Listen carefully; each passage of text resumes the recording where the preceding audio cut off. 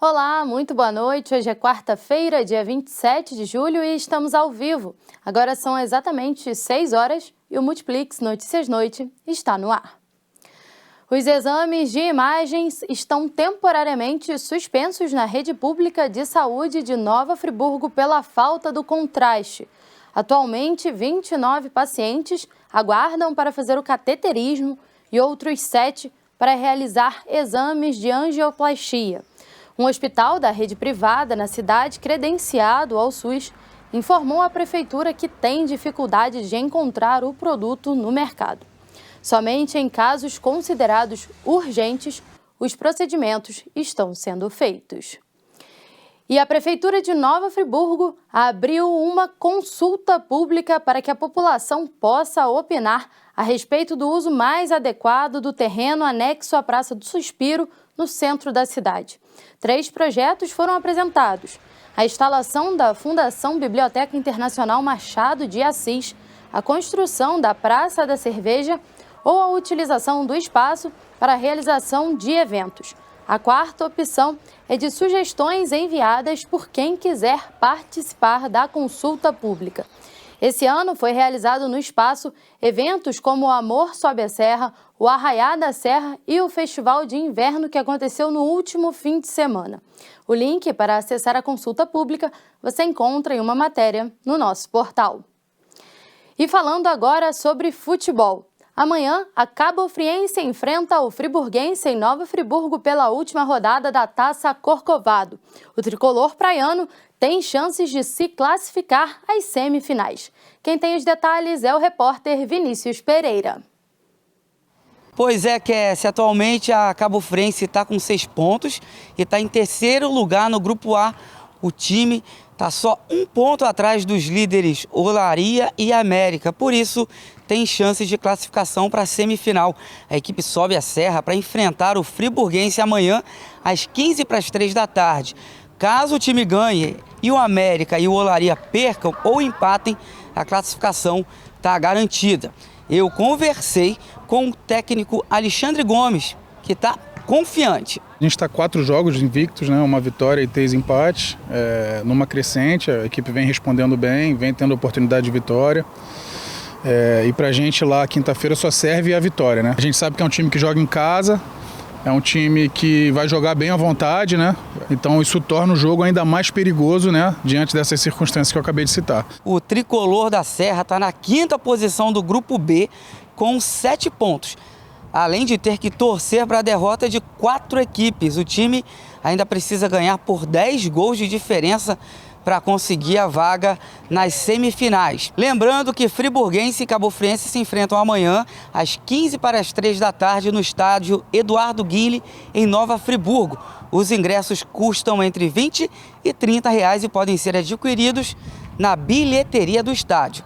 Vinícius Pereira para o Multiplix Notícias Noite. Vamos torcer. A alta temporada em Nova Friburgo, na região serrana, está a todo vapor. Segundo dados da Associação Brasileira da Indústria de Hotéis, a cidade serrana foi escolhida como destino principal para as férias de julho. De acordo com a pesquisa, a cidade ficou na frente de outros municípios, inclusive da região dos Lagos. Além dos festivais, como o Sesc de Inverno, que segue até o fim do mês, e o Festival de Inverno promovido pela Prefeitura, outros eventos têm atraído público para a cidade. Lumiar e São Pedro da Serra também são destinos escolhidos pelos turistas. Os números apontam que Nova Friburgo deverá ter 90% de ocupação até o fim desse mês.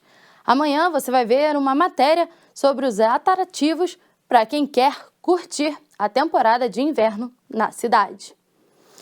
E agora vamos falar de um assunto triste e preocupante. Os recentes casos de discriminação racial em Cabo Frio vêm chamando a atenção para a prática desse crime na cidade. A nossa equipe de reportagem conversou com a jornalista Renata Cristiane, que sofreu ataques preconceituosos, e com outras pessoas que passaram pelo mesmo problema. Vamos ver na reportagem de Vinícius Pereira e Carlos Henrique Ferreira. Injúria racial. De acordo com o Código Penal brasileiro, é quando uma pessoa é ofendida com base em sua raça, cor, etnia, religião, origem, idade ou deficiência. Racismo implica em conduta discriminatória dirigida a um determinado grupo ou coletividade e geralmente refere-se a crimes mais amplos. Duas palavras que, infelizmente, fazem parte do dia a dia de muitos cabofrienses.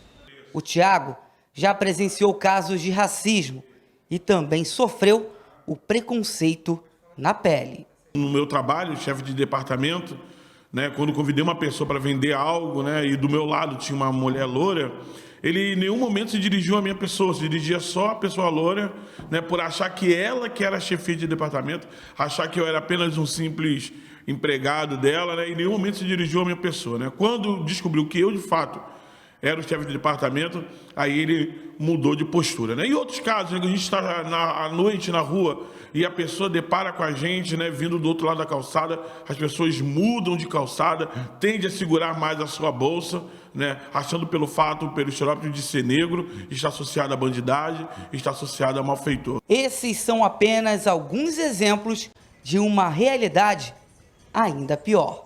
O estado do Rio de Janeiro tem uma estatística preocupante quando o assunto é discriminação racial. De acordo com o ISP, Instituto de Segurança Pública, em 2021 foram registradas 1.365 ocorrências de injúria por preconceito, com 75% das queixas feitas por pessoas negras. O levantamento mostra ainda que 56% das vítimas são mulheres negras, o que representa um caso desse tipo por dia durante o ano. No início do mês de julho deste ano, a jornalista Renata Cristiani, mulher, negra e lésbica, que atua há 20 anos em Cabo Frio e região, sofreu um ataque racista. Mensagens de ódio foram escritas à mão e afixadas em pontos de ônibus de São Pedro da Aldeia. A minha primeira preocupação foi, meu Deus, será que isso é uma ação orquestrada? Quantos pontos de ônibus estão com isso? Será que é só um ponto de ônibus? Será que outros lugares também estão com isso? E essa menina também, que é uma mulher negra, que me informou, ficou indignada com a situação. Eu pedi para ela para manter o cartaz no lugar, ela disse que não dava nem para tirar. E aí eu fui lá, peguei meu carro, tinha um compromisso, adiei esse compromisso, tinha que atender um cliente, pedi desculpa para esse cliente, fui lá.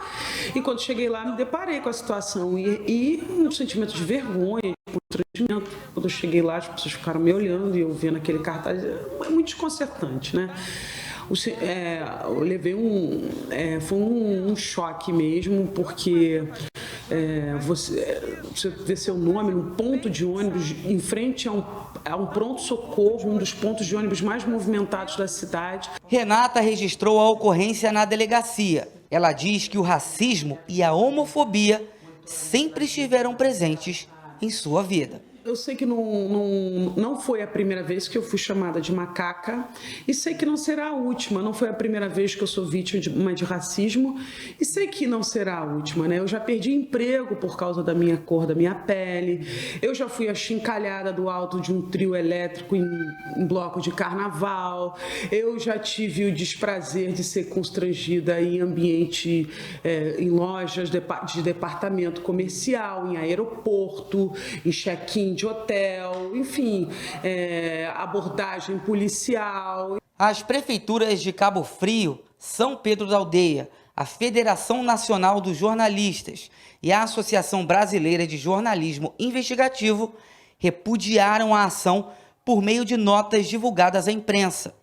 Em abril deste ano, um outro caso também provocou muita revolta em Cabo Frio. Uma menina de 10 anos estava na Praia do Forte e foi vítima de injúria racial. Estávamos aqui na base do grupamento, quando fizeram contato conosco, fomos até o local da ocorrência e chegamos ao local, constatamos que uma menina de 10 anos havia sofrido injúria racial por um turista, pelo qual chamou a mesma de sereia preta, e de imediato, conduzimos o cidadão para a delegacia, onde foram tomadas as medidas cabíveis.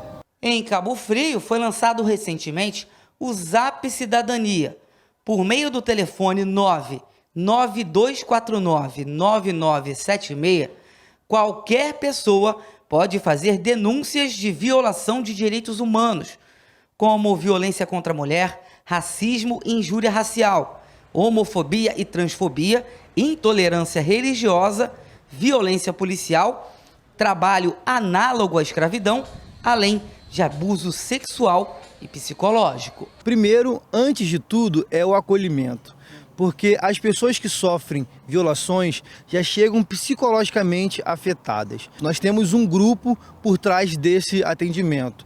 Teremos psicólogo, jurídico e também assistente social acolhendo essas pessoas para que possamos fazer um bom atendimento e também um bom encaminhamento. Mesmo vendo tantos casos recorrentes à sua volta, Tiago acredita que essa realidade possa mudar. Eu acredito que nós podemos ter uma verdadeira metanoia, uma verdadeira mudança, né? É claro que essa mudança vem da educação, né? Vem da formação. Nós tivemos em 2003 a Lei 10.639, que trazia para nossas escolas a obrigatoriedade da história e cultura afro para que possamos conhecer esses povos, a sua cultura, e assim a gente possa quebrar, né, paulatinamente todo o preconceito, né? A mudança virá com verdadeiras políticas públicas, tanto do governo federal, estadual e municipal, que valorize a história e cultura do povo afro-brasileiro. É triste que em 2022 a gente ainda tem que noticiar casos como esses, né? E é preciso denunciar e combater sempre esse tipo de crime inaceitável. E se você tem uma denúncia como essa, ou sobre outros assuntos relevantes, manda uma mensagem para o nosso WhatsApp. O número é esse que está aparecendo na sua tela, 22 93300 5152. As imagens e fotos devem ser feitas com o celular, na horizontal. E a edição de hoje termina aqui. Eu agradeço pela sua companhia e lembrando que você encontra essas e outras notícias no nosso portal e nas nossas redes sociais. Uma boa noite para você e até amanhã no Multiplix Notícias da Hora, ao vivo, a partir das 2 da tarde. Até lá!